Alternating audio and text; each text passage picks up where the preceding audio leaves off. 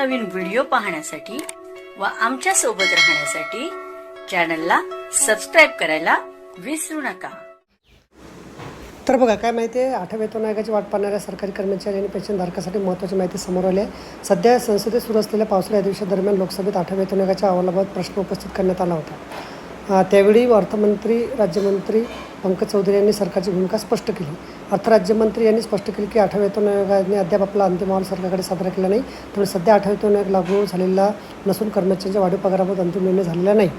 सरकारने 3 नोव्हेंबर 2025 रोजी 8व्या वेतन आयोगाची स्थापना केली। त्यानंतर आयोगाला अंतिम अहवाल सादर करण्यासाठी 18 महिन्याचा कालावधी लागला होता। म्हणजे आयोगाकडे अहवाल सादर करण्यासाठी मे 27 पर्यंतचा म्हणजे अजून 9 महिन्याचा कालावधी आहे। सध्या आयोग सरकारी कर्मचारी संघटना विविध संबंधित घटकांकडून त्यांच्या मागण्या सूचना जाणून घेत आहे।